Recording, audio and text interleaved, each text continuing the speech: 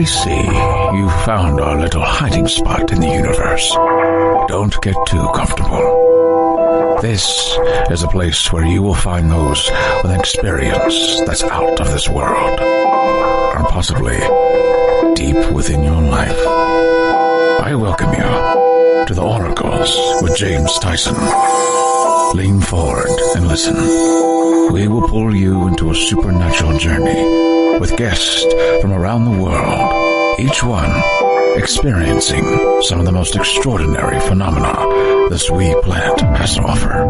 Now, here are the Oracles with James Tyson. Thank you, Liam, my little alien friend, and thank you, listener, for tuning into this episode of the Oracles with James Tyson.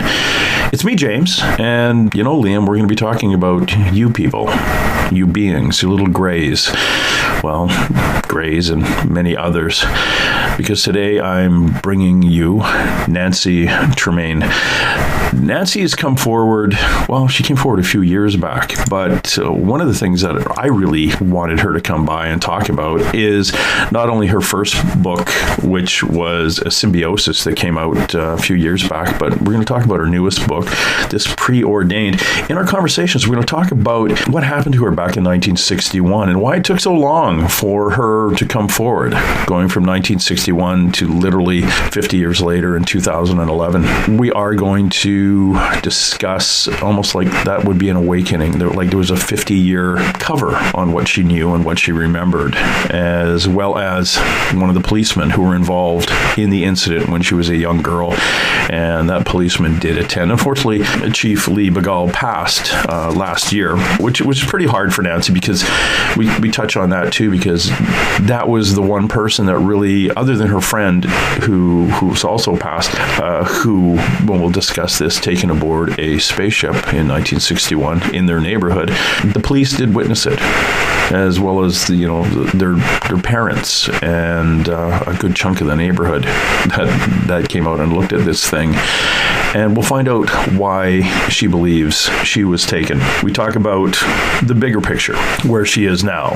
We touch, obviously, a little bit on why her and why her friend went with her. We talk about the guy who was running the ship, the pilot she refers to as Mr., a being that she describes as reptilian.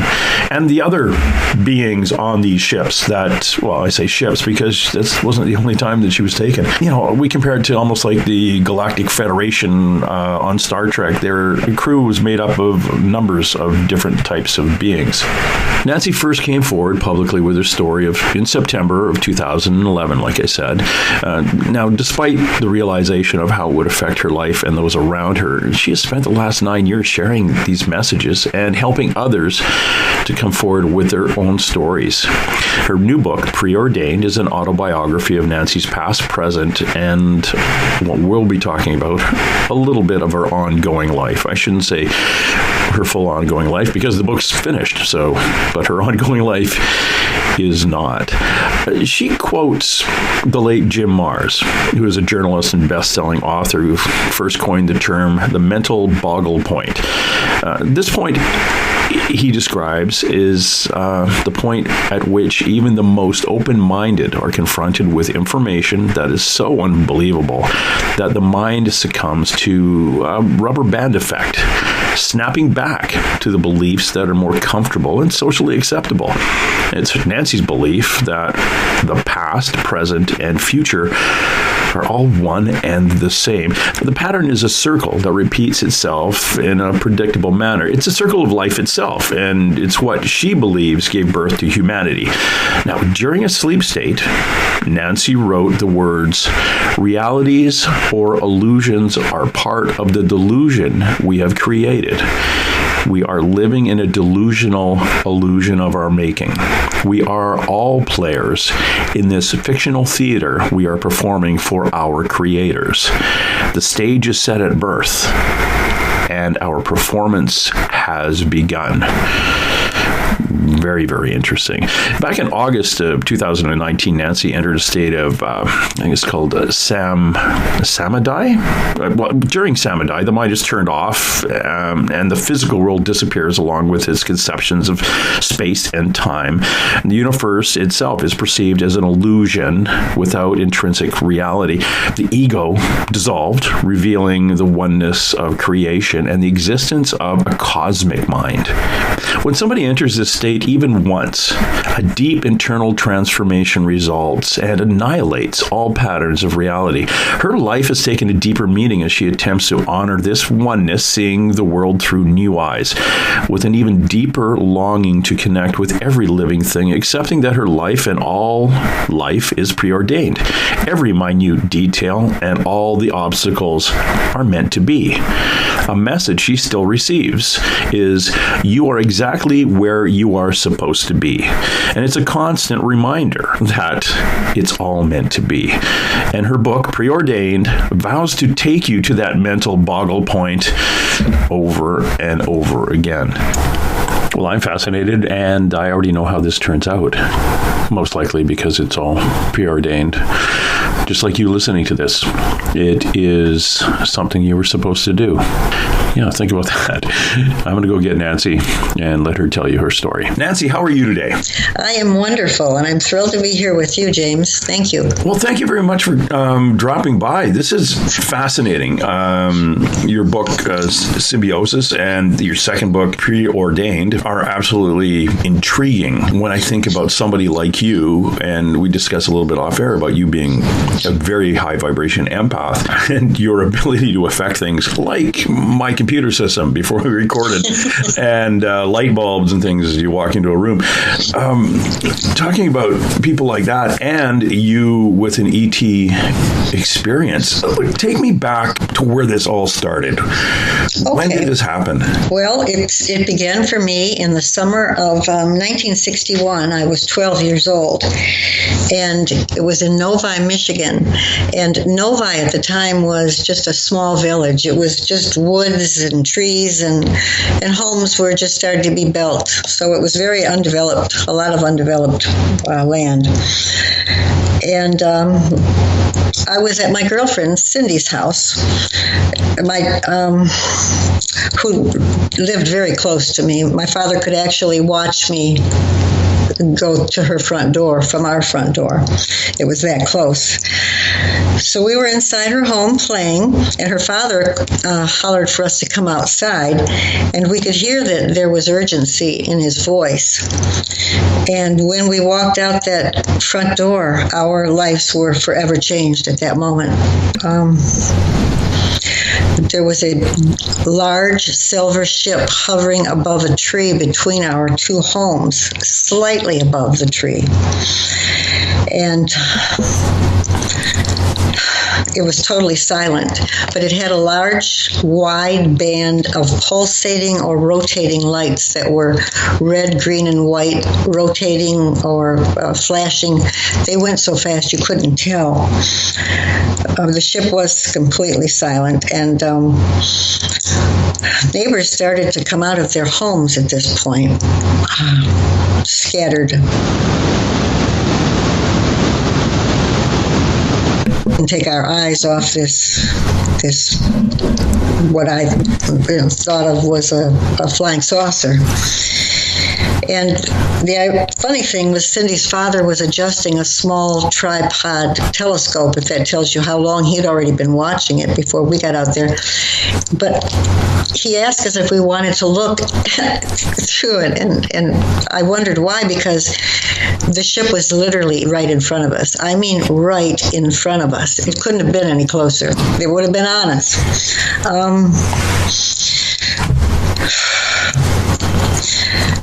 Then we watched as a police car was coming down and turned in front of where we were all standing. Me, Cindy, her father, her younger brother, and one of the neighbor men. And they coasted. They actually coasted the police car to a stop. You could hear the gravel road. That was the only thing you could hear.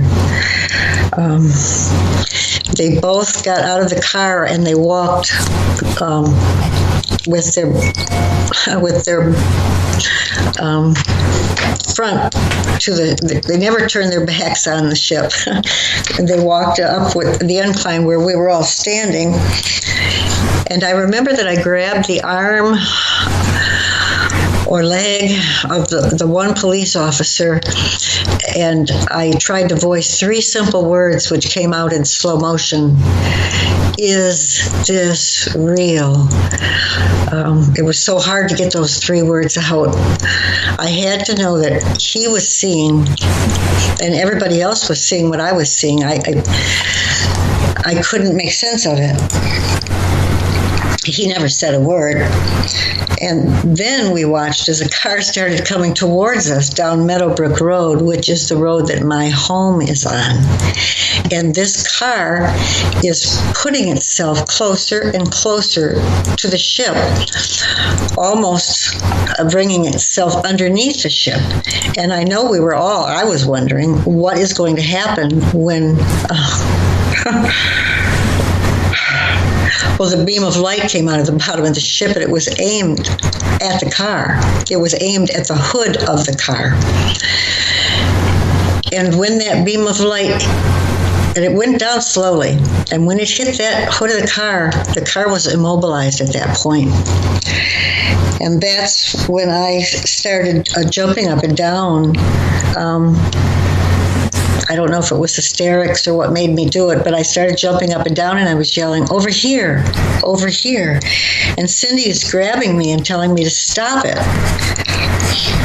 And at that point, the ship tilted on its side and it spoke to me. It said, we see you. And even at the age of 12 years old, I realized that this ship was alive. This was a living thing. I grabbed the police officer again at this point and I said, do something. And he glanced down very quickly at me. And it was the first time I'd ever seen fear in a man's face. And I knew at that moment that I would never feel safe again in this world. And then the next thing I know, I'm at home with my dad, who is kneeling on the kitchen floor, and he's holding me, and he's telling me, you're okay, you're home, you're safe, I love you. And I glanced at the clock. And my father was a World War II combat soldier. Our home was run like a boot camp. I was never allowed out past 7:30 or dusk. I mean spankings. And it was getting dark out. It was 10 minutes to 9. And I couldn't understand why my dad was so glad to have me home, and it's almost dark outside. I asked him if I could call my mother, who had taken a part-time job 3 days a week from 5 to 9. And I called her, and she said she was going to get off in 10 minutes. And she said, I heard about, I don't know what she called it. She said, customers have come in the store and told me about it. And that night, my father silenced me, and he silenced me. He shook me, and he asked me if I understood what he was telling me, that I was never to speak of this again. And I understood. So I knew that I had to store all of this information in the back of my mind. And that night, and many nights after that, I stood on the headboard of my bed so that I could look out my bedroom window at the exact spot where that ship had hovered, and I would chant over and over again, please come back and get me. Well, who was I asking to come back and get me, and why was I saying that? And they must have left me with, I had no idea that I had been on board at this point. None, not for 50 years. But they must have left me with very positive, loving feelings for me to long for them the way that I did. Cindy and I never spoke about it. For 50 years, it simply wasn't spoken of, not with therapists. And I would tell several therapists, there's something inside me that has to come out. I need to be hypnotized. But they didn't believe in hypnotism, or insurance didn't cover it. And they would give me one diagnosis after another. And Cindy and I had very unhealthy lives for that 50 years. Cindy tried to commit suicide several times in and out of hospitals. Hardcore alcoholic. Between the two of us, we were married 7 times. Wow. Mostly abusive relationships.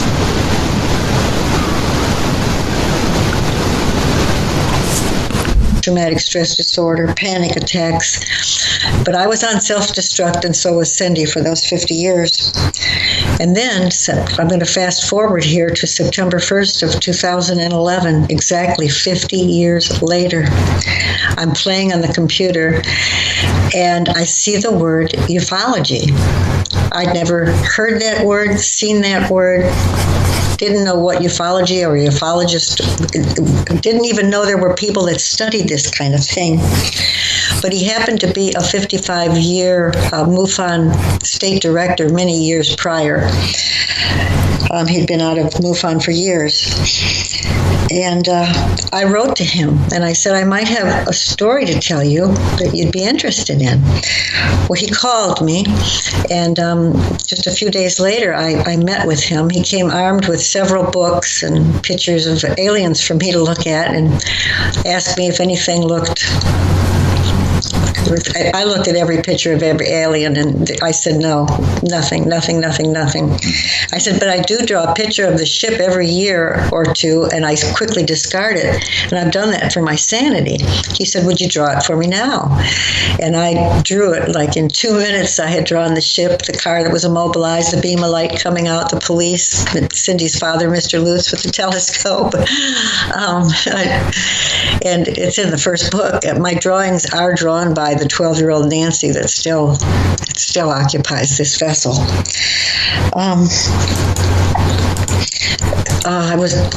He asked me lots of questions about why it was dark when I got home and if I'd thought about that. And he mentioned missing time. I'd never heard those words either. Everything was new to me. But he knew that I needed the answers, that this was haunted me all these years. And he found a regression therapist who had done 3 or 4 regressions, but never with someone who could possibly have been an abductee. And we went through 5 regressions together, just the 3 of us. I called us the 3 Musketeers. But after that first regression, I didn't remember, and I didn't think I'd be able to be regressed. I thought I was too smart. But at the end of that first regression, I remember chanting over and over again, my body is waving and rumbling to the low hum of the ship. And it was. I was in some kind of an electrical wave of some kind, and it felt absolutely beautiful. I didn't want to leave this wave. And after I got out of that regression, they encouraged me to go after Cindy, the other little girl, in 1961.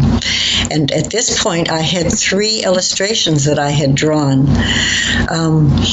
The one that I drew every year, of course, of the ship and the police, the car being immobilized, and then one of me jumping up and down, yelling, over here, and then the last one was of me going up in the wave.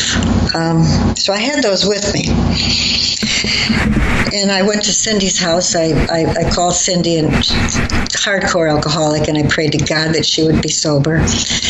And ironically, she was. Can't remember. I really can't remember any other times that Cindy was that sober, to be honest with you. And she knew. I said, we have to go to the bedroom. She was married. We went in the spare bedroom. I shut the door. I was armed with my illustrations. I told her to sit on the bed. And one by one, when I pulled out the first illustration, I laid it on the bed, and she looked at it, and her whole body started to shake, and she said, well, what are you doing? And I thought to myself, if I have to tie her to this bed, I'm going. She's going to listen to me, and she's going to look at these pictures. I said, Cindy, this is really important. Please. I pulled out the second picture, and she looked at me, and she looked at the picture, and she said, you were missing. You were gone. We couldn't find you. I think my dad went down to your dad, or he called your dad. Now, I'm hearing this for the first time because I still had no idea that I was on board the ship. And I'm thinking to myself, she's telling me that I was missing? What the hell? You know, it just blew my mind.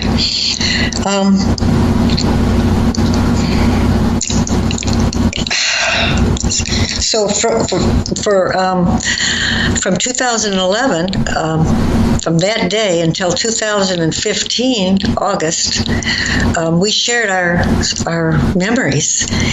And Cindy had one regression which pretty much mirrored mine. And she was found dead on her kitchen floor, August 2015. She literally drank herself to death. That was 9 months after her regression, her one and only regression. And thank God that she had that regression. I have the recording of it. I recorded the entire regression. I want to go back to September of awakening. The following month of October, and Cindy had mentioned to me during our conversations, this is very important, she had mentioned that there had been a military investigation, and that was way over my head. I couldn't even, this was way too much for me. But after she was found dead on her kitchen floor, I went for a walk in the park behind my apartment, and she spoke to me. And she said, those men, they came to your house. They wanted to talk to you. Your father threatened to kill them. And I knew exactly what men she meant. And I knew that I would have to go down a new rabbit hole. And that's when I ended symbiosis, because it was just too much with her death. But I had been speaking to the former police chief since October of 2011. So within a 1 month period, all three of us had awakened. It was like we were all programmed to awaken and start speaking of the event. The chief shared valuable information, but I never mentioned the military investigation until after Cindy's death. And Cindy chief, and I. Sorry, what was the chief's name? Chief Lee Begole. Capital B, small e, big Gole. And if you Google, all you have to do is Google Police Chief Lee Begole. You will see that he is an icon. He's the one who started, the police had to have a 4-year degree. He was in 2 wars. He pre-law degree from Canada, and he passed the bar exam in Michigan. This is not just any police chief. He just died March 8th. I went to his funeral. But he was like a father to me all those years. And I've recorded, and he allowed me to record our conversations. And he was like a father to me. And he put his reputation on the line for me. Take your time. It's okay. I know.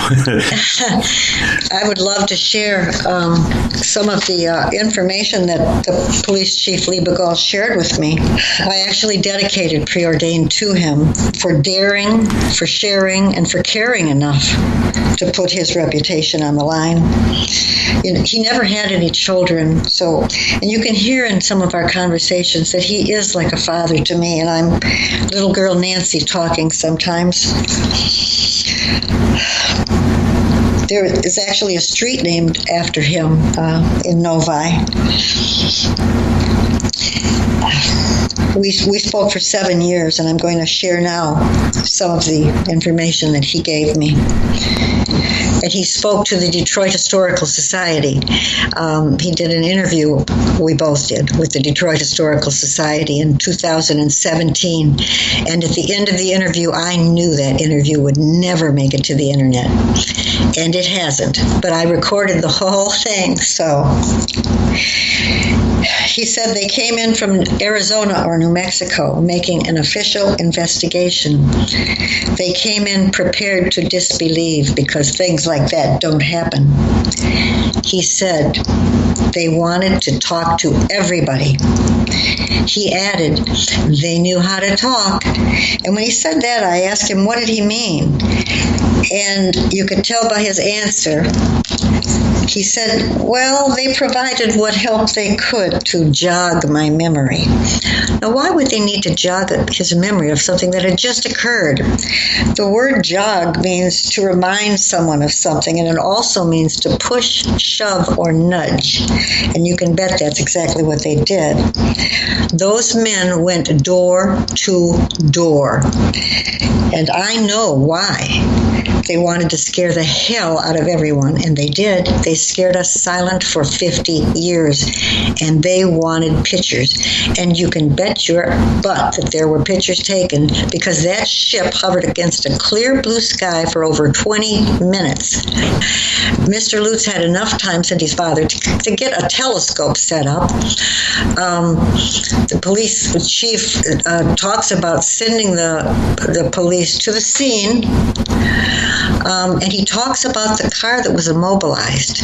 And he told me who was in that car. His name was Martin Cohn, and he was driving an unmarked police car, which put 3 police officers on the scene. And Chief Lee Bigall at the police station taking phone calls from panicked citizens for over 20 minutes. One of the police officers, and I believe it's the one that I grabbed the arm of, is named Dick Faulkner. He turned FBI. Ironically, Cindy married his younger brother, Warren. You can't make this stuff up. But Faulkner did go on to become FBI, and I did approach Faulkner at Chief Bigall's 95th birthday party, and I tried to get him to speak about it, and he acted like he didn't know what I was talking about. I said, well, Chief Bigall knows, and Martin Cohn, no. He just turned and walked away from me. At some point during the party, I was talking with the chief about the incident, and it was a private, just the two of us talking. And Faulkner came up behind him, and he said, UFO, real smart ass, and then he said, we buried it. And he looked me straight in the eyes as he said, we buried it. We buried it, didn't we, Chief? Just gave me the creeps. I wrote to the Detroit Historical Society several times asking them, when are you going to post that? When are you going to post that? They have never responded me to this day. You know what the definition of a historical society is? It's an organization dedicated to preserving, collecting, and researching. These societies are created as a way to keep future generations aware of what's going on. So apparently this Detroit Historical Society has forgotten its job. But as soon as this COVID is calmed down and libraries are opened again, I am going to find a way to go in with all of my recordings and play them of former police chief Lee Bigall in Novi, because he is an icon in Novi. In fact, last year, 2020, just prior to his death, there's a short interview with him. He was 99. He almost made it to 100 years old.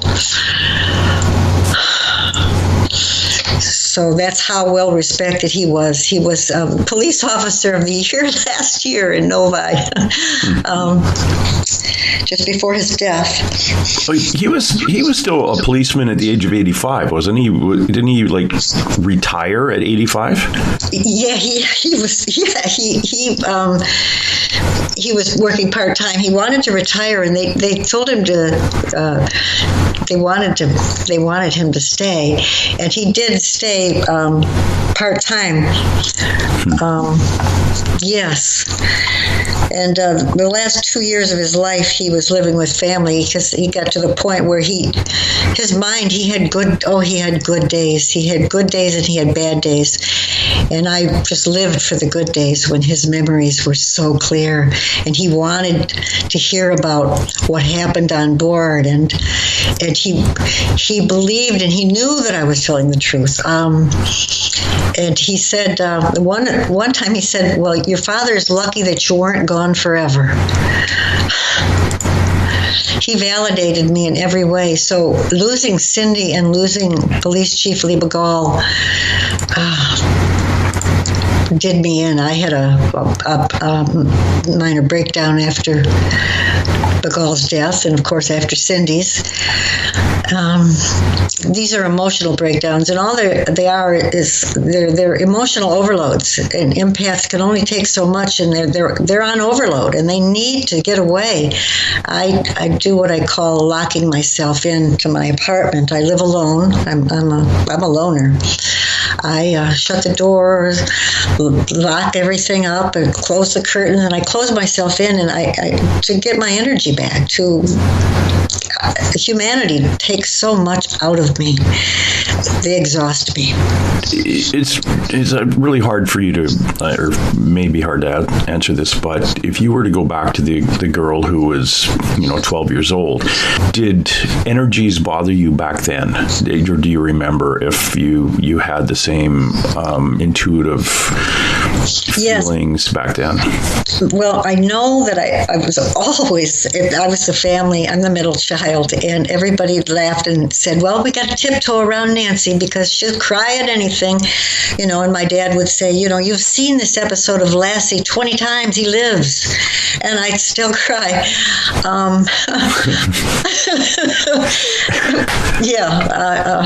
So as an intuitive, like now, and again, you are a very high vibration person. You're what we call an intuitive, basically a psychic.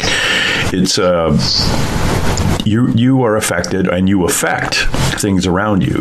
You were saying off air that you actually sometimes will see a fuzzy energy on the walls. You can walk into a room and blow a light out. You can stand beside somebody's computer and screw up their computer. This is very common with people who have a higher vibration. And I was just curious. The reason I asked, I was curious if it was something that maybe occurred on craft or it was something that you had coming in. And do you know if your friend was also that way? And even maybe Lee, the chief, was? Because, why? He wasn't taken, was he? But your friend was. And were both of you taken because of your vibration? I was just, curious. Well, I'm not 100% positive if Chief wasn't taken. Okay.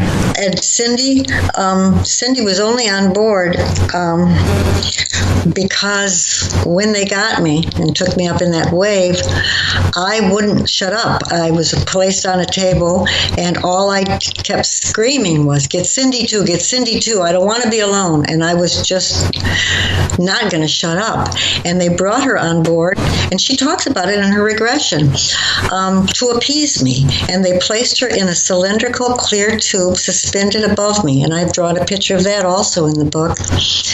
And we didn't speak in the ship, but I saw her beautiful blue eyes. We did make eye contact, and she was put down back. And my regression therapist asked her why she was on board, and these are her words. She said, I believe I was there because Nancy needed me. I believe I was there because God wanted me to be with her. And I was listening to her say these words to the regression therapist. I had to leave the room because I realized how much she loved me. And if it weren't for her, I would probably have never gone after the chief about the military investigation. But when I was on the ship, and I'm not going to go into all the details about what occurred on the ship, I was given, they placed a cylindrical rod in my right hand, and it was a metal rod about 6 inches long.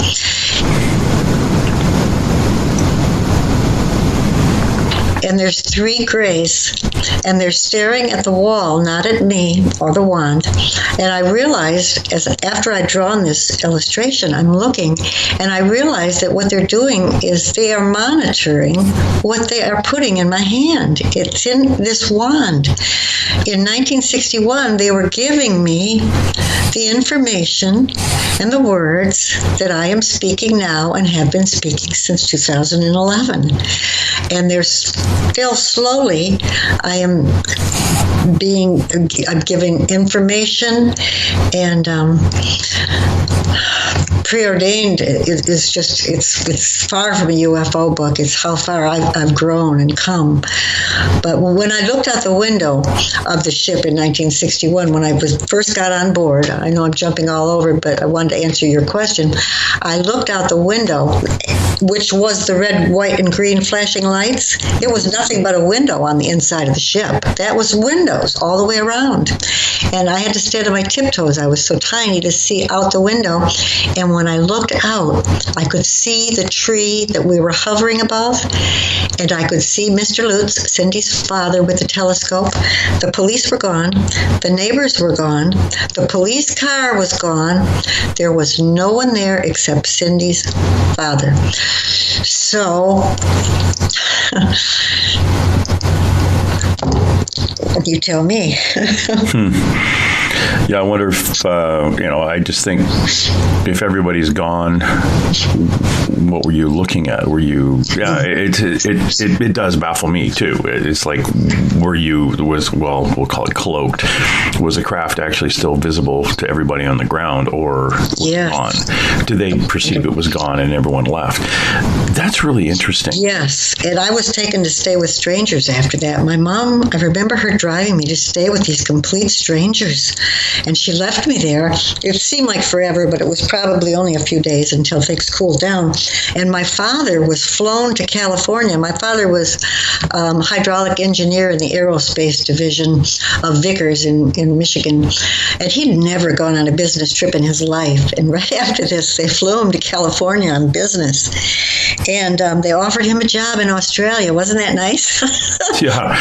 We're trying to get you out of town right now. And let's hide your daughter for a bit too. You said, excuse me, you said when you were when you had that little cylindrical piece of metal in your hand, there were 3 grays. Yes. So grays, we know now, it's the common term for the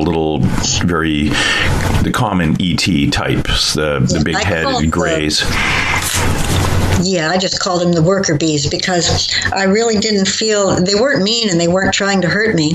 They also did a laparoscopy, the needle in the navel, and they told me that they wanted to see inside.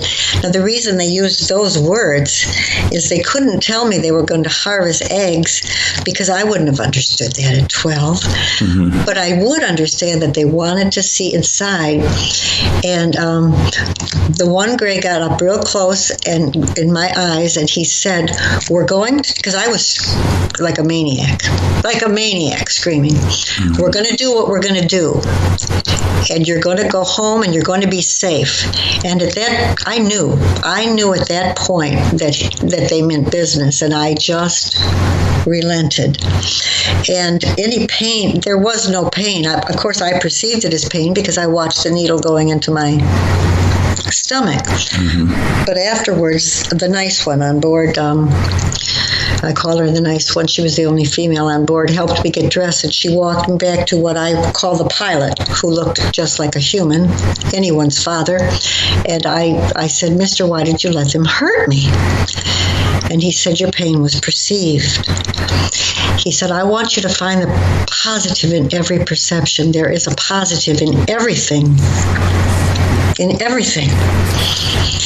And to this day, I still remember his words no matter how bad things get. And I always can look back and see, yes, there was positive. There is. And this is Earth School. Everything's not supposed to be wonderful. This is a learning time. We all have a mission here. The female, would she describe her? Okay. She was more human looking. She had emotions. She had empathy. She babied me. She helped me get dressed. I felt love from her. And I realize now the females on board are nurturers. I learned this later on in another time when I was on board. But the females are nurturers and the men run the show. And every time I say that, women get upset, but these are my experiences and this is what I've experienced. And it's just like God wanted, women to be the nurturers. And like I said, men run the show on board. So the pilots were they wearing the coveralls with the silver coveralls, or were they just like? No, he just was wearing just regular clothes. I didn't look like I don't remember it appearing to be a uniform, but he looked just like anyone's father. At 12 years old, every man over 20 is an old man. So yeah, I didn't realize at the time, but he was reptilian, and I would find that out after my third regression, when I was made to draw a picture. And they put these images in my head. When I say they, all my messages and information come from the collective mind or from Mr. Mr. is the name that I gave the pilot on board ship, because we addressed men as Mr. back then. Every man was a Mr. So you say you had a couple of regressions in, you determined this guy was reptilian. Mm-hmm. And the perception that you were when you were looking at him, you saw him as, we'll say, human. Mm-hmm. But that was almost like it was given to you as a perception. This is what I look like, or this is what I want you to see me as opposed to what you really look like. Exactly, because after I drew this picture of this reptilian being in a cape, he told me to write beneath the picture. He said, write these words, see me as I am. So there it is, see me as I am. So he is reptilian. I do not see him in reptilian form. Now he is in energy. He's an energy. He's a thought. He's a knowing. He's a message. In fact, the last message I got from him, I really love. He said, sometimes a woman has to act like a man to be treated like a lady, because I wasn't taken seriously for a long time. I don't know how to say this without sounding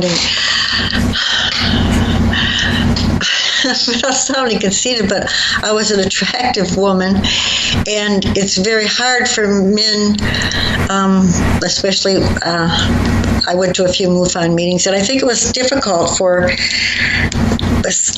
a lot of these men to get past me as a woman.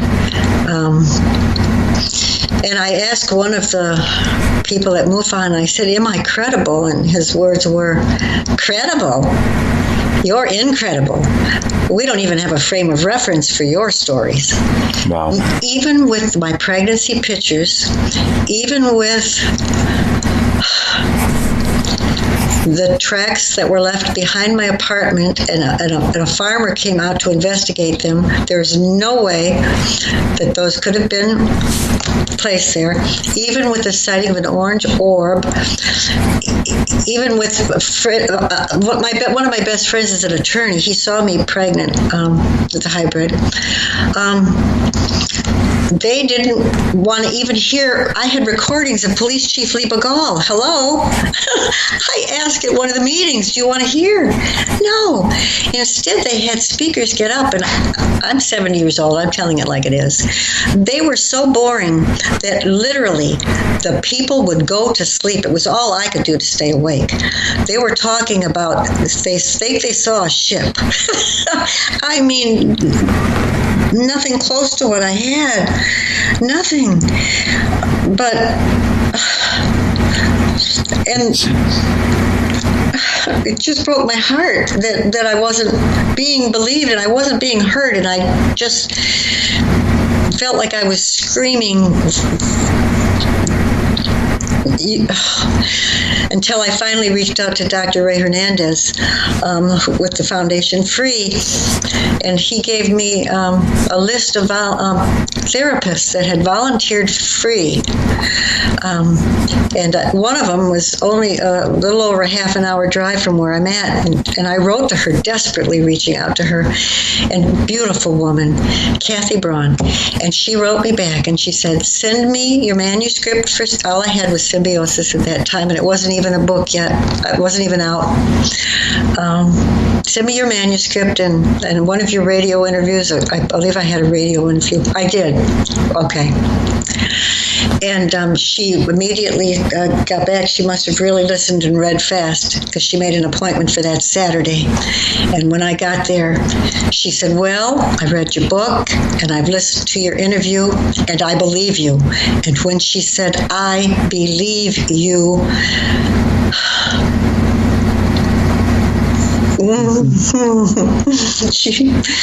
she knew. And Linda Moulton Howe called me, and she knew.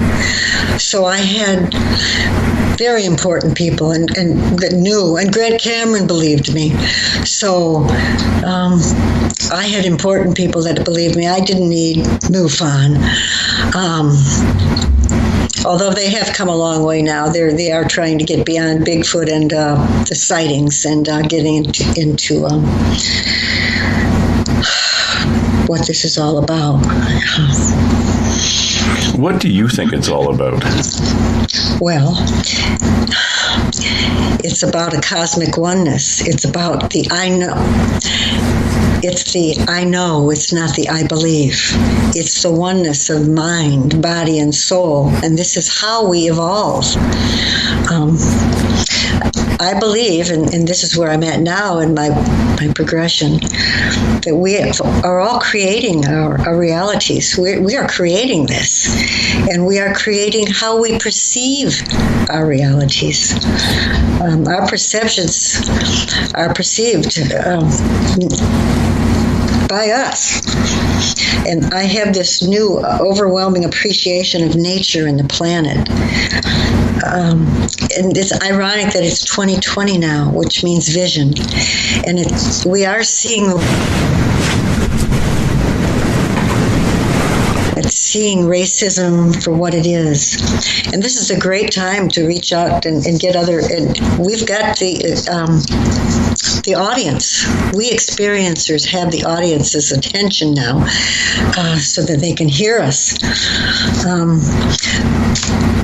Yeah, it's interesting how it's come along, Nancy. We've in about the last 15 years, really with just the start of a television series like Ghost Hunters, people started thinking, there might be something on the other side. There might be some kind of life after death. There may be a ghost. And that then opened up, to ancient aliens. That opened up to all sorts of what we call the woo-woo side of things. And people now coming out and saying, this happened to me when I was a kid in 1950. This happened to me when I was a kid in 1972. I've had regressions. One of the psychics that I go to conferences with, Skeeter Wellhouse, she would show up at Alien Con in LA, and she did regressions into missing time. Wow. And yes, she was interfered with because every so often a being would show up saying you can't do this, and then a higher vibration being would come come in and say, no, you should let her do it. And there'd be this cosmic argument in a small tent at a function in LA. And it was fascinating listening to the people come out of there going, yeah, I just remembered that, yeah, I was on craft, or I remember actually seeing, this is what I did see, so I'm not crazy. Yes. These people are coming out of the woodwork now because their friends and family can look at them like they're not crazy. One of my chapters is coming out as an experiencer and how difficult it is once you let that genie out of the bottle. You know, there are times that you're going to wish you could put it back because you're forever, your life is forever changed. And positive stories like mine are less likely to be heard because people love fear. It takes years for an experiencer to find the positive and understand that we volunteered for this mission to be here and to be experiencing all of these emotions. And that's exactly what the reptilian beings are doing. They are studying the emotions of love, fear, rage, and empathy is the number one thing that they're interested in right now because empathy is waning. Research has been done, and the United States ranks 7th. It's a one of its kind, you can Google, one of its kind study done on empathy. And first of its kind. And the United States ranks behind Korea and there were several other countries, 7th. And then Dr. Sarah Conrath did a study on college students of today and found that they are 40% lower in empathy. A species cannot and will not survive without empathy. And so what they are doing is they are altering the DNA, which they've done for many times before. And this kind of gets me into the question, and again, for those of you who just popped in, we're talking to Nancy Tremaine, who had her first ET contact in Novi, Michigan back in 1961, and is the author of Symbiosis and her newest book, Preordained. Nancy, you kind of, we talked really, well, you mentioned really briefly, as we kind of skimmed over it, that you were pregnant with a hybrid. Yes, So tell me a little bit about, tell me everything about that. A little bit about it. I want to know everything. Well, some of it's pretty X-rated, so it's in the book. Okay, yeah, we'll move past that part. I won't be able to tell you about that because leave it for the imagination of the listener. Yes. In 2012, I met a man, someone I would never normally be attracted to. I'm a sapiosexual, which means I'm attracted and always have been to intelligent men. And that wasn't nice. I just said that.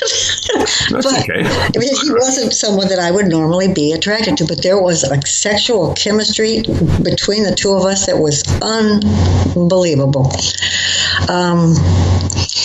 He was a prison guard at the time, 6'6", 200, he said 250. I think he was closer to 300, and I'm 5'3", 105 on a good day.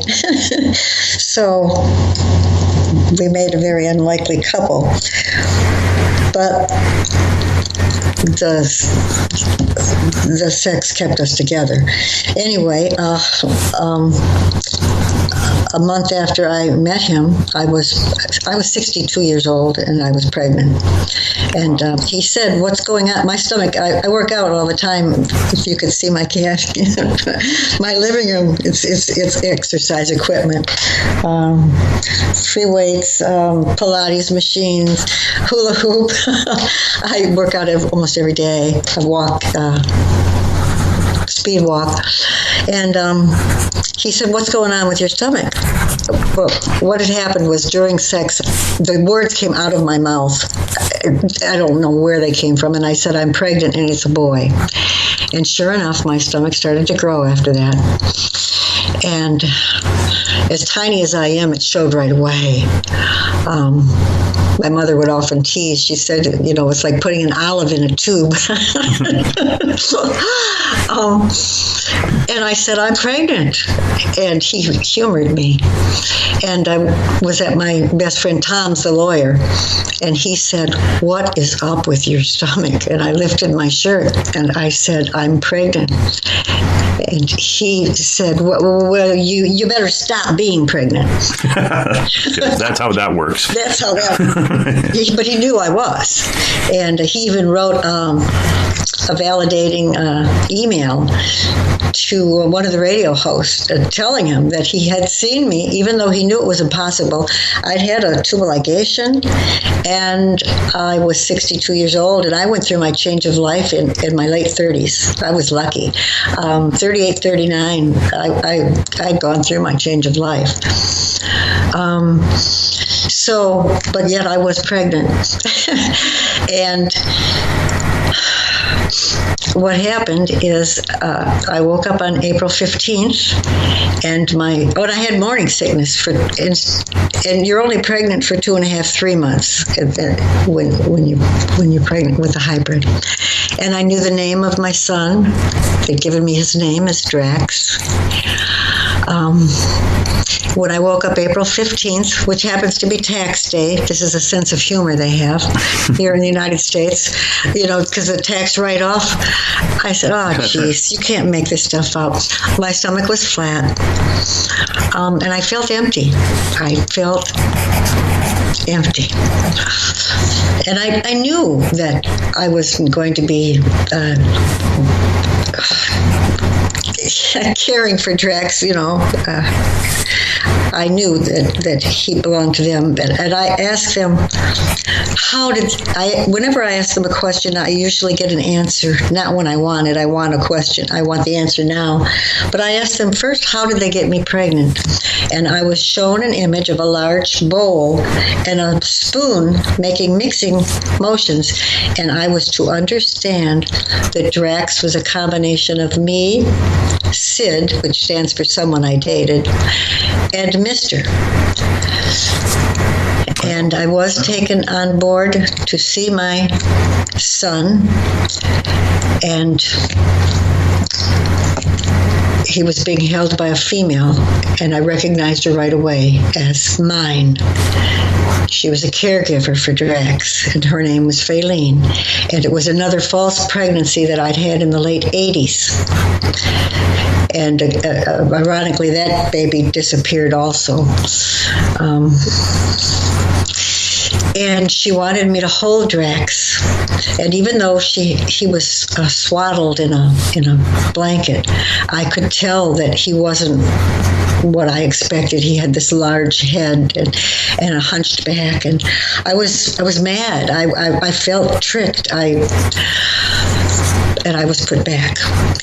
And then I felt awful, and I cried, and I begged them to please let me see my son again, and I promised if they did that I would love him.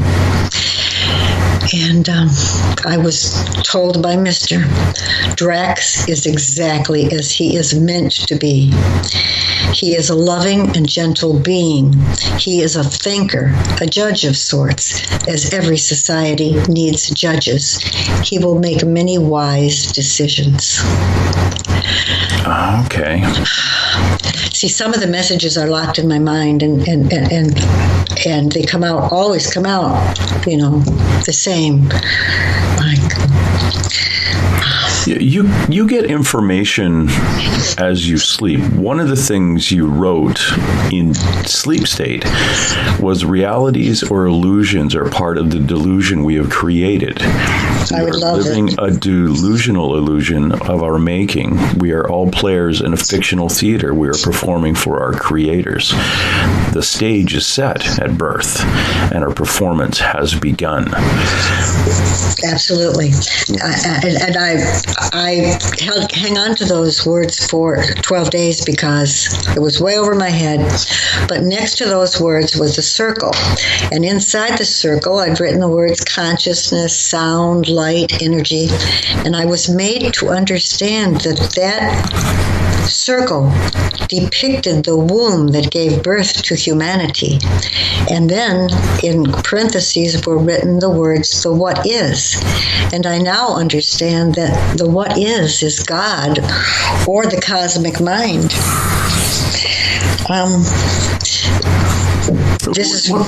Sorry, Nancy, one more time. What was written in the circle? The words consciousness, sound, light, love, energy, all of those words. And I understood that was the womb, that it was the depiction of the womb that gave birth to humanity, which is still really deep.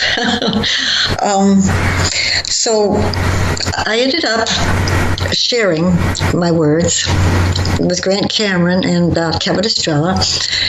And Kevin Estrella ended up a quantum physicist. I'd never even heard of a quantum physicist, if that tells you anything. Had written to Kevin Estrella wanting my email. He had questions for me. And he's published over 700 scientific papers, and I can't understand half of what he writes me. Half, just about any of it. But I shared my realities or illusions with him, and he got back to me right away. And he said that what I had written in a sleep state was compatible with the words of a man by the name of Paul Brunton, who I'd never heard of, a.k.a. Raphael Hurst, who was a best-selling author, a spiritualist, a yogi, and he believed in communication with the divine. And his words gave me the title for my book. These are the words that Paul Brunton had written, quote, "The world pattern is preordained. It is written out like a stage play. The author is God."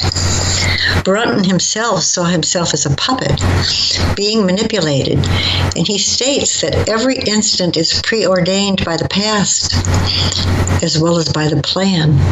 Even our freedom of will is preordained. Not only do we affect those whose lives come in contact with ours, but those lives that seem too remote are unlinked to ours. There are unseen filaments connecting man with nature, man with destiny, and man with man, end quote.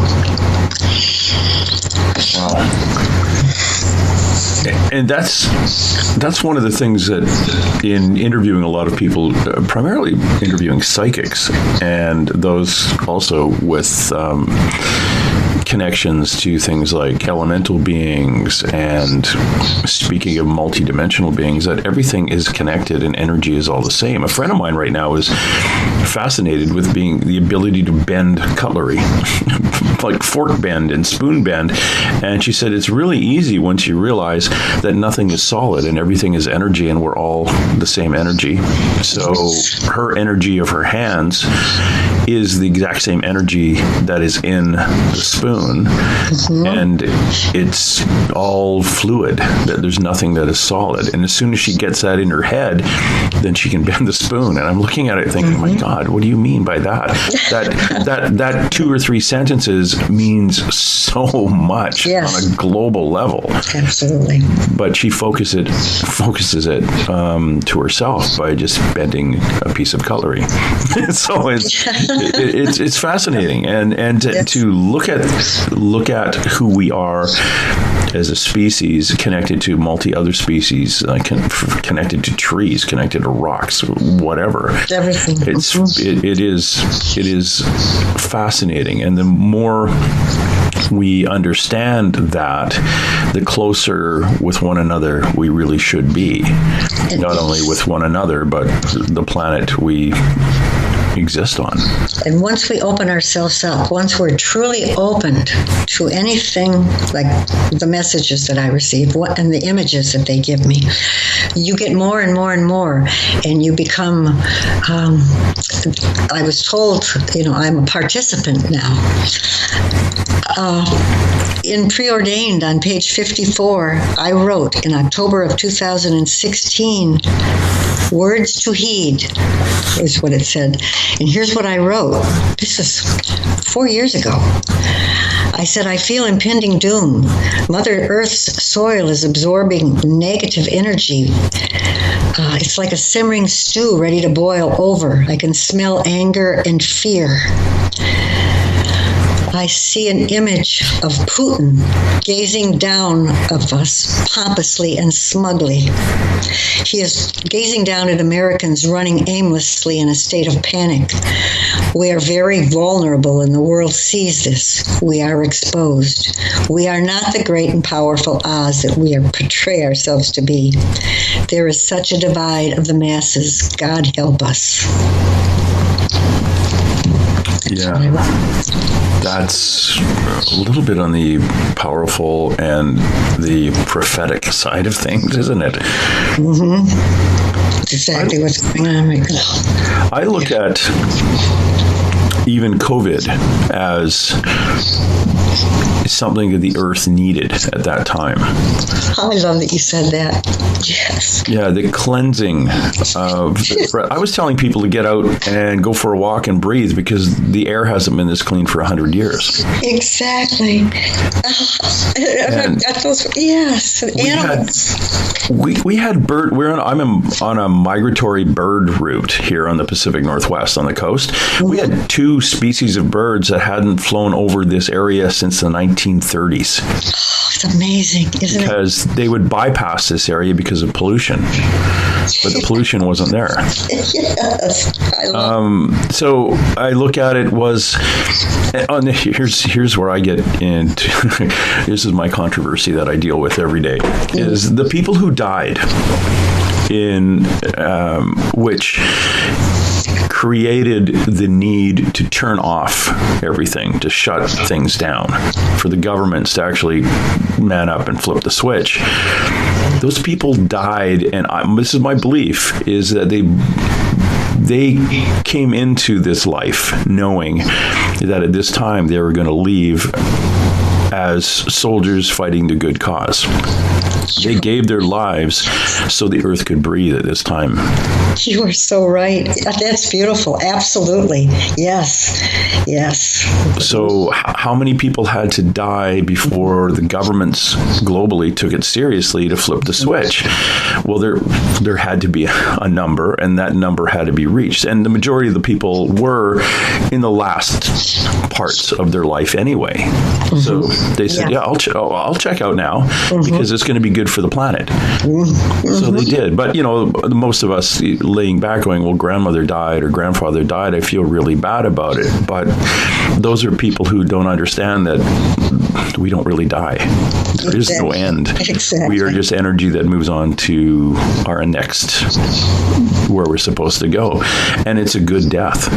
They died for a cause. The greatest cause is the earth having a break. Yes. And hopefully more people realize that it's obvious that we are affecting the planet, because when we shut off, it's obvious that the planet came back. So you can't say, oh no, it's just, the cycle of the weather or something like that. No, dude, look, we shut down for 3 months. This is what happened. Mm-hmm. We had clean water. We had birds coming back. We had dolphins coming back to the canals of Venice. You could see the bottom of standing on the canals. And now I'm sure right now they've started up all the gas-powered boats in the canals, and it's going to get polluted again. But at least we were given the opportunity to see that we have an effect on the place we live, and that we're connected. That's how connected we are as humans to it. So beautifully said. It's just beautiful. Yes. Thank you, James. That was beautiful. Now, when you're dealing, here's me getting my UFO hat back on again, or my ET hat on. You're dealing with reptilians. There are a number of different reptilians. There's black ones and brown ones and green ones and things like that. Which group do you know? Actually, which group you were dealing with? I've only seen Mr. So I don't know. I drew a picture of him, and he's in the book. Or the collective. Is the collective the reptilians? I don't know. I think it's the collective mind. In fact, I'll have to take you back to an incident that happened in October of 2015 when I was on board ship.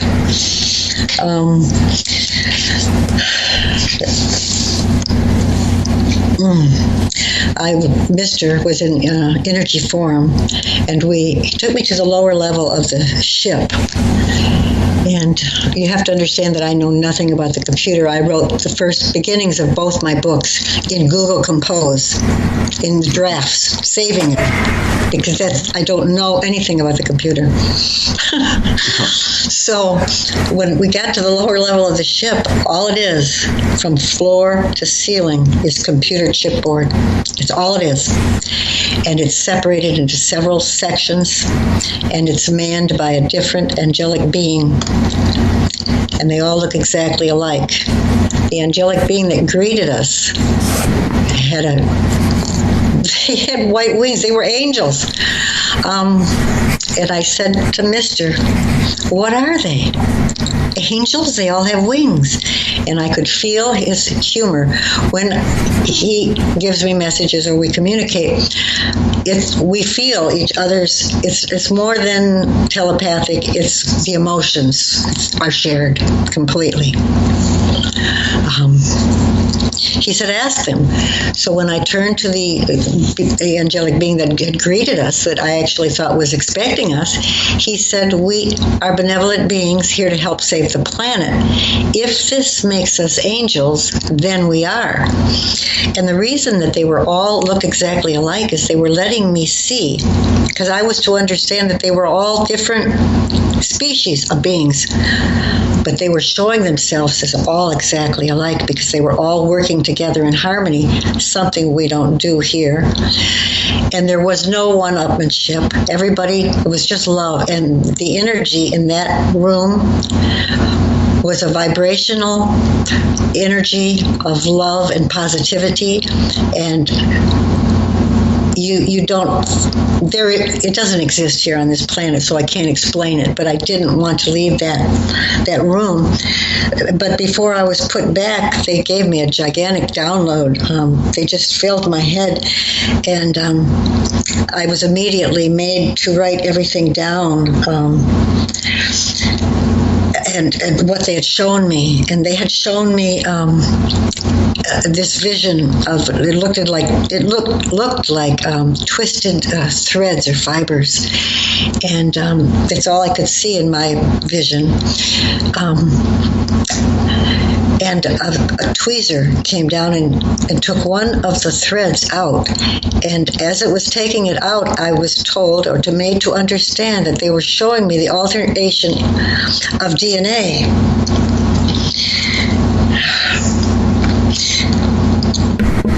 Yeah, that makes sense then, because they're showing you the twisted double helix. Yeah. Yes, exactly. And how it's being affected. And then they showed me the past, present, and future. That's where I got that from.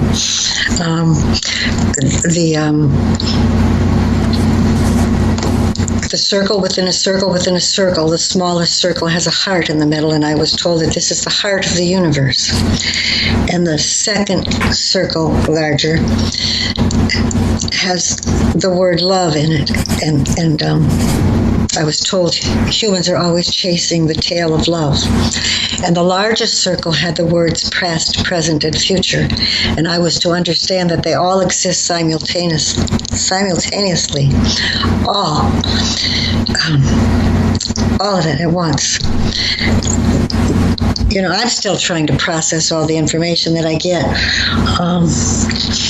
Oh yeah, it's to me it would be overwhelming, and coming in waves like it has been through your life to get information from beings that are so advanced, and trying to process it through our, I almost said monkey brains, but we are playing catch up right now. And there are people like you around the planet that are having access to this information. And it's almost like it's planting the seed. In your lifetime, will you see the seed germinate and start to grow? I don't know. Oh, it's growing all the time. Yeah, is it another generation from now where that light switch flips on for more and more people, but more and more people are quote unquote awakening to understanding that there are differences in vibration. There are those people we call, and I always use the term empath because it's a generic term I use for a higher vibration human. But there are more and more people of that vibration understanding, that's me. And I look at people now, since 2012, is I've had the ability to look at somebody and see it in a photograph or in real life and go, oh, they're one of us. And I say to you, and they say, well, I don't believe in that stuff. And I said, well, you still wake up between 3 and 4:30 in the morning. What? How did you know that? Well, have you ever seen shadows in your bedroom when you were a kid? Yeah. Do you know you're dreaming while you're dreaming? Yeah. Yes.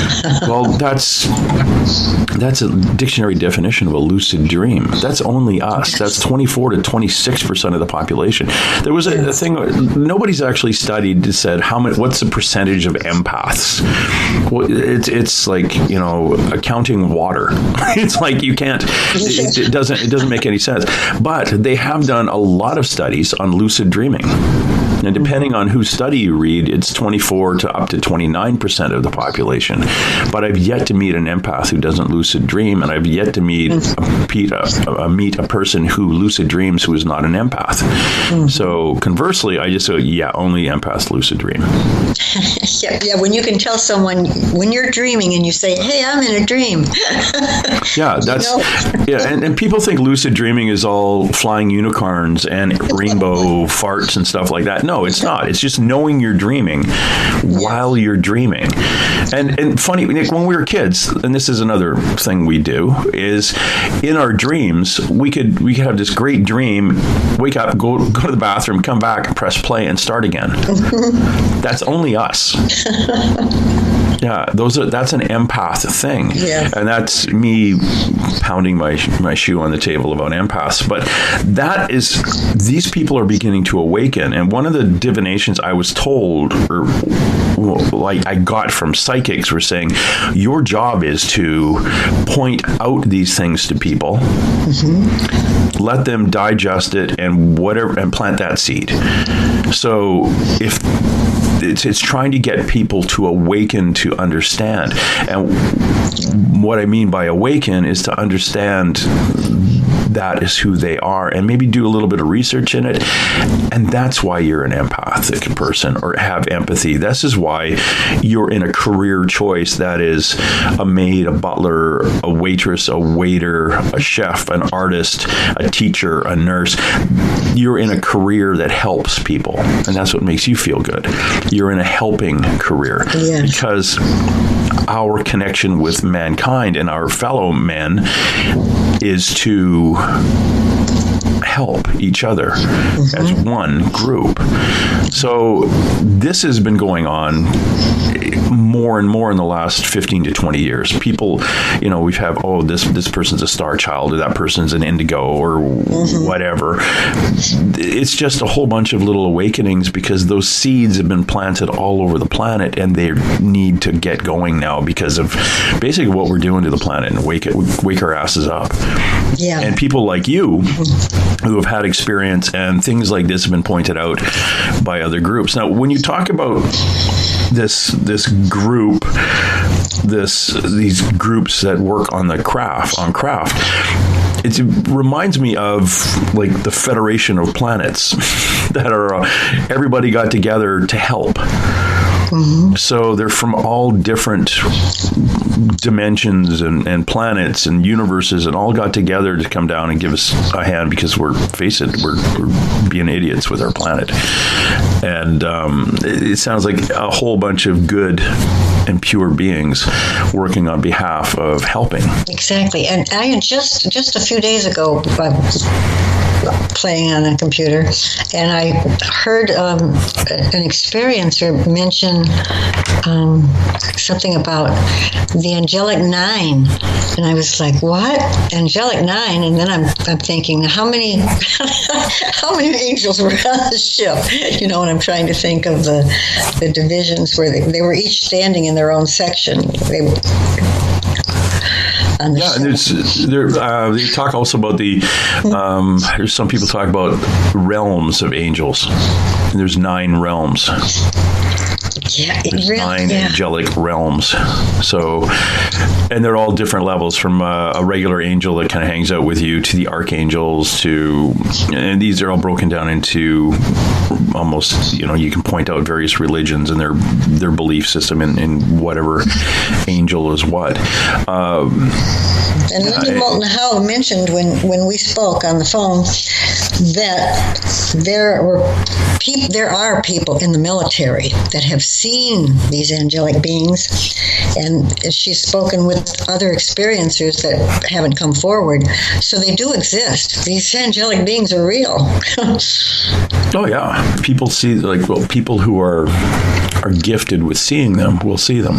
Well, I want to tell you what they told me. This was another thing that I was told while I would to bring back with me. I call it collecting souvenirs. When they give me information, they're souvenirs to me. They said that they travel as different sizes, shapes, and colors of orbs, rods, and ships, but that they are all light knowledge energy. No matter what form they travel in, whether it's a vehicle or a triangle ship or an orb or as a being, an alien, whatever the person needs to see.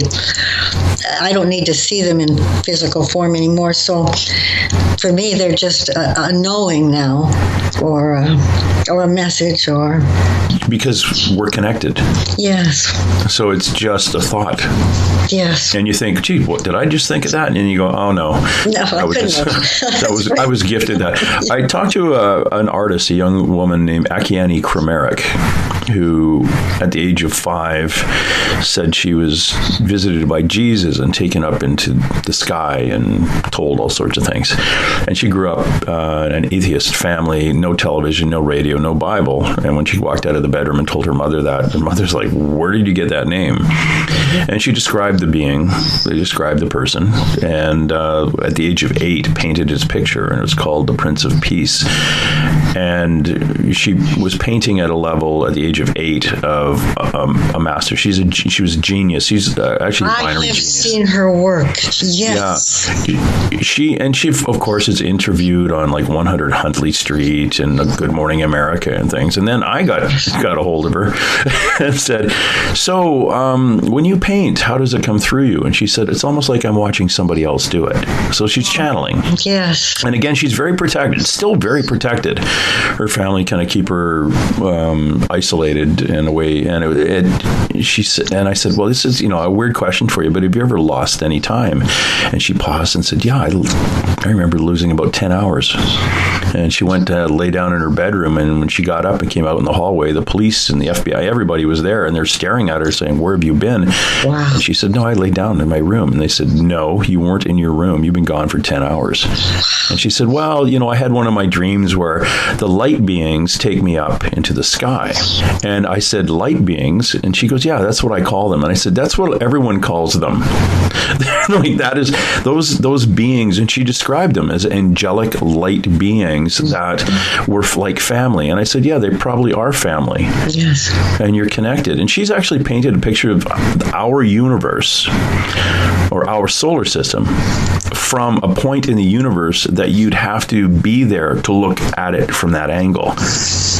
And there was no pictures from satellites. She just painted it, I was going to say freehand. Yes. But she said, this is what I saw. And it was exact. And astronomers are going, yeah, you would have to be out on a ship from that, or out there looking down at our solar system through the universe to see it on that angle. So how did you do this? She says, that's what I remembered when I was out with my light being friends. And taken out into space kind of thing.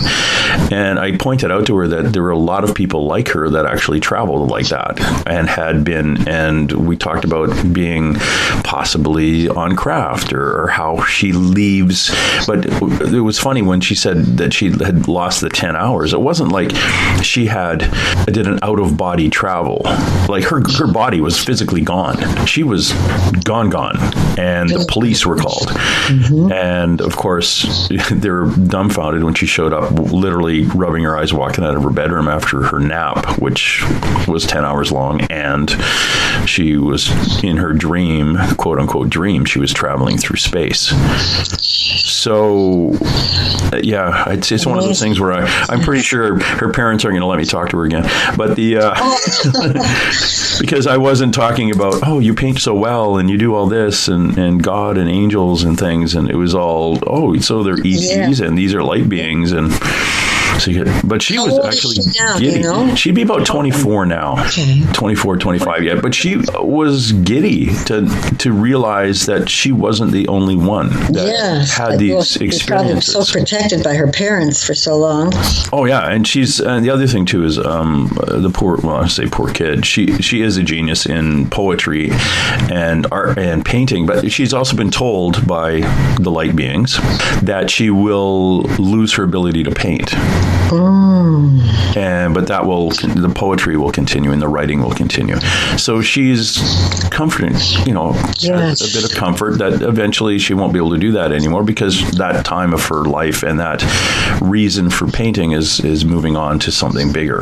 Her mission will be completed, that mission anyways. Yeah, and so she will move on to something else. So she's a very important person in again, what's coming, whatever that's going to be. Absolutely, yeah. And which brings me back to reptilians. There is talk in the woo-woo community about a culling of humanity. Those who are of very low vibration are going to, they're going to get fired. Off they go. And it's either the earth is going to do it itself through upheaval or something's going to step in and take people. Have you been given any information or? I was given a vision, and I was told that it is a universal vision, and I was given this vision in 2015. It was placed in my head the way they do, and I drew a picture of it, and I'm standing amid the sky is lit up, just lit up, with every ship and orb of every shape, size, and color that you can imagine. And my feeling is so deep. I'm filled with gratitude. And I keep saying, thank you, I love you. So are they coming to get me? I don't know. One of the messages that I was given was, our messages are not for everyone. Many will be left behind. And when I got that message, that was one of my very first messages. I didn't think they meant it literally. But I was told years later, no, this is literally. Many will be left behind.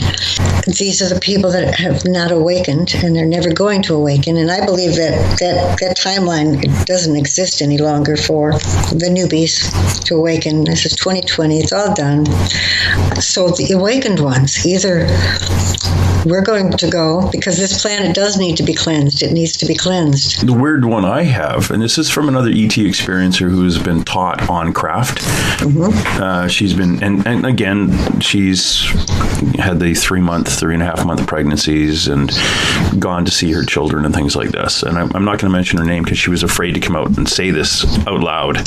But she'd been taken by the black reptilians to their planet, and she saw where they lived, and the water was a very big thing for them. Like if you had a garden in front of your house with lush plants, that showed you were affluent because you could waste water on growing plants.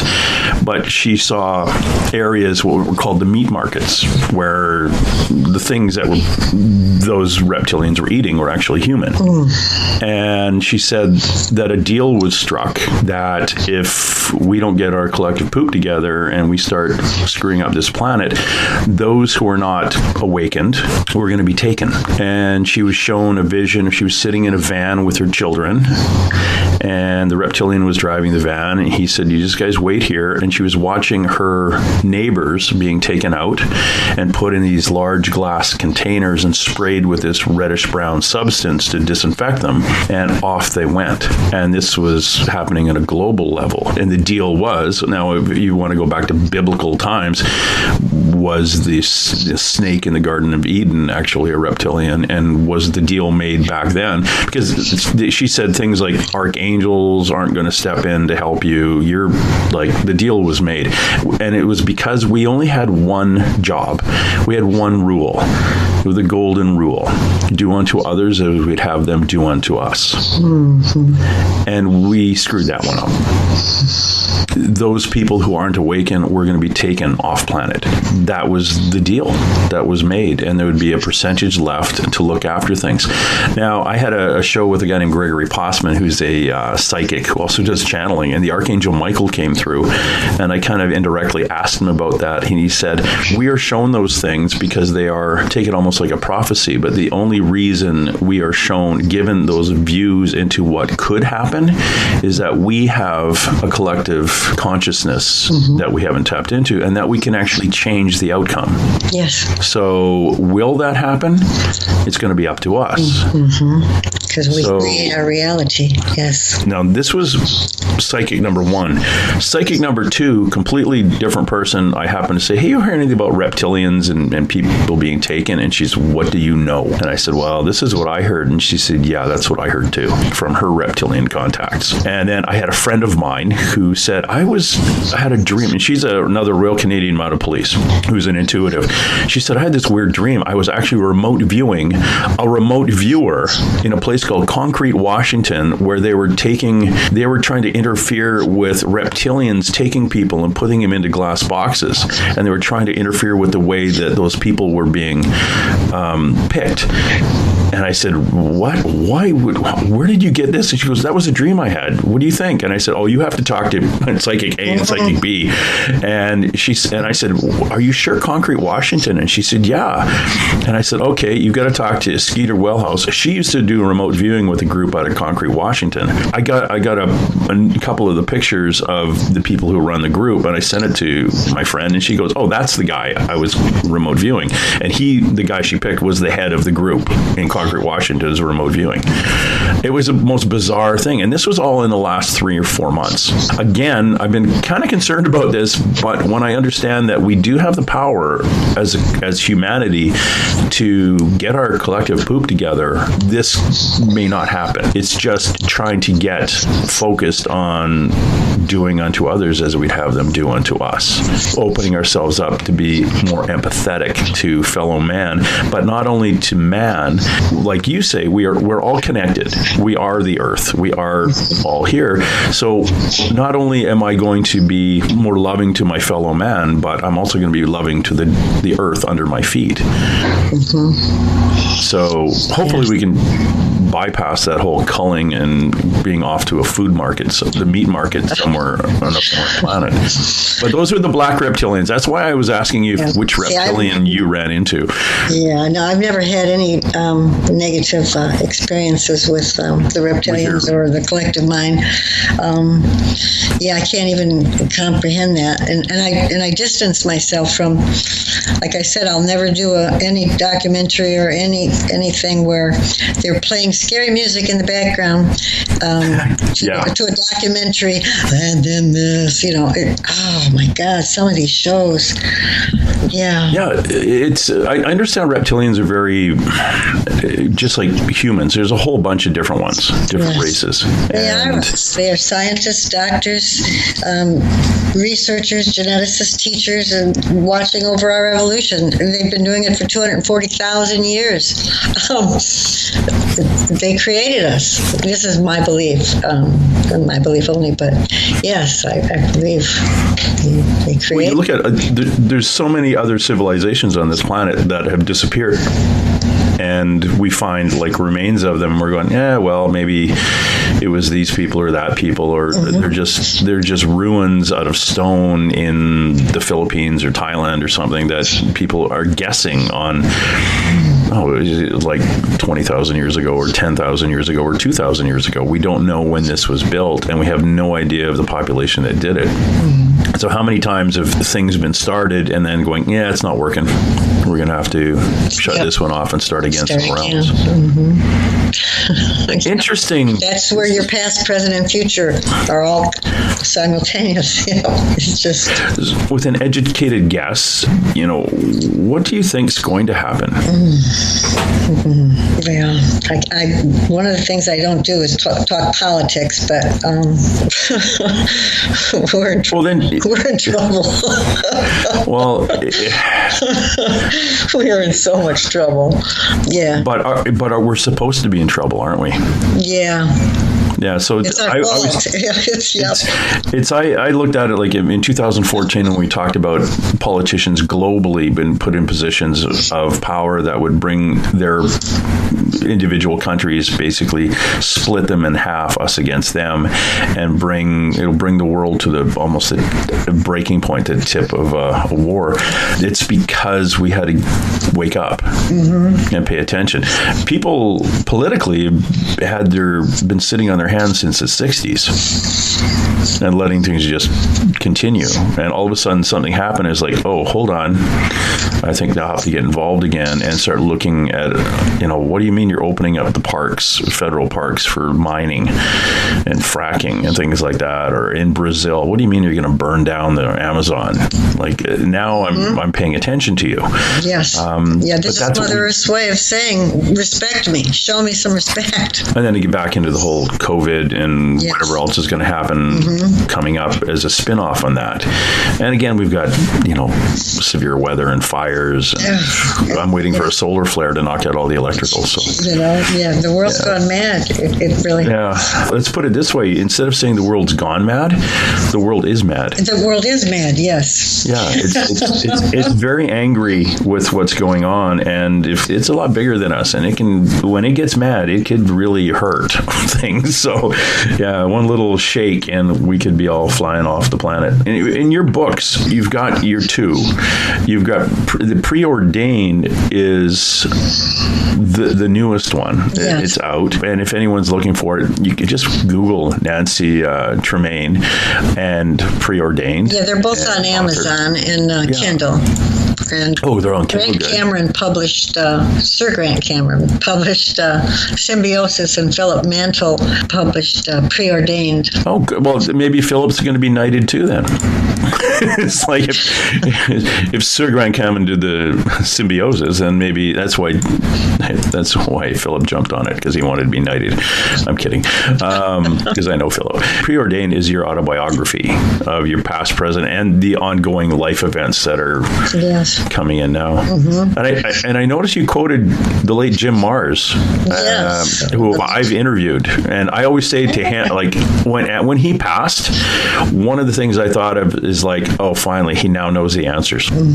I was happy for him to pass. Well, I was sad that he passed, but I was happy that he did, because he had so many questions while he was here, and I'm sure like an hour and a half later he went, oh, that's what happened. Those are the guys who did it. That's what happened to JFK. That's what kind of spaceship. Oh, I saw. So it was nice that you quote him. I wish I could have met him, and I wish I could have met Dr. John Mack. Same birthday as him, exactly 20 years younger, but I just adore Dr. John Mack. I'm tickled that you dropped by here today. Thank you so much. I really enjoyed this. Yeah, and it wasn't as stressful as you thought. No. Oh, yeah, it was. But it's okay. I'm relatively nice to hang out with. Yes, you are. Yes. And hope to maybe come back and bug you again one day. I would love that. Yes. And we can talk a little bit more about, actually we'll talk about, mostly the stuff we talked about is in Preordained, your new book. But Symbiosis, that's fascinating, what happened at the beginning. It's amazing. I know we could get into a lot of the stuff that we didn't cover. Yeah. Yeah, let's do that. We'll do that again. Again, we've been talking to Nancy Tremaine. Please go look her up. Do you have a website yet? No, you don't know how to use a computer. computer. Hold on. Anybody can write me at tremaine.nancy@gmail.com, and I will get back to them. I'm on Facebook. Okay, we'll hit you up on Facebook. I got lots the of Facebook. Good. We'll hit you up there. Again, Yes. Nancy Tremaine. Go to Amazon, check out her book, Symbiosis and Preordained, her newest one. If you're interested in the UFO question, which if you're listening to this, you definitely are interested in that. So please, I recommend you get one of those books, or actually get both of them, because it fit great into your ufology library. It's wonderful to have you, Nancy. Thanks very much. Thank you, James. Watching you while you sleep on and on. All right, that's it. Let's roll. And hey! Let's be careful out there.